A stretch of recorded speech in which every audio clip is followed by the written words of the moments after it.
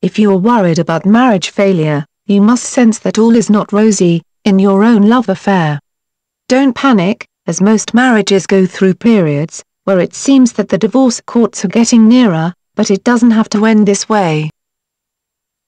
If you have children, you need to get a babysitter. Make a date with your husband, away from your home.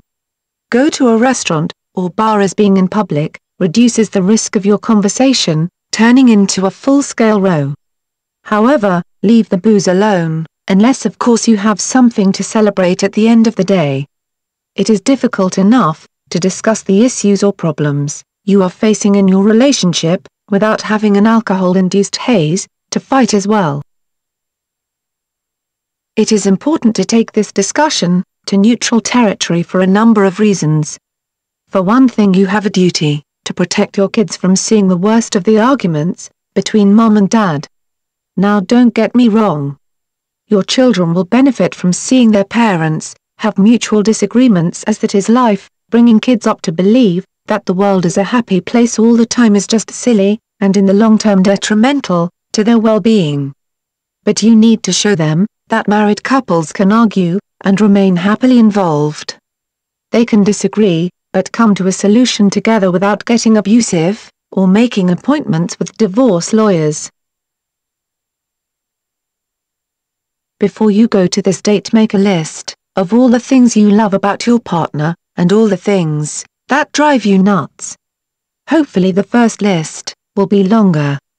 Also, try reading a couple of self-help relationship counseling books, as these can really help you to put things into perspective. When you do go on your date, be careful how you approach your other half.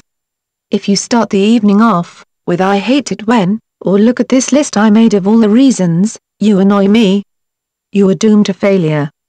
You don't want to attack your partner. Okay, you may be angry, and you may even have plenty of justification for being very angry, but think about what you are trying to achieve. You do not want your relationship to be another marriage failure statistic. Virtually any relationship can be saved if both parties want it to happen. You may have to persuade your partner that it is worth saving what you have. You will both have to work hard, and the next few months may well be the most difficult you have yet encountered in the history of your relationship. But when you get through it, you will find that your marriage is stronger and happier than it ever was. Now, isn't that worth fighting for?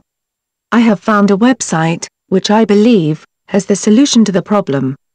It has an innovative system that tells you the secret, not just how to save your marriage, but also makes it successful in the long run.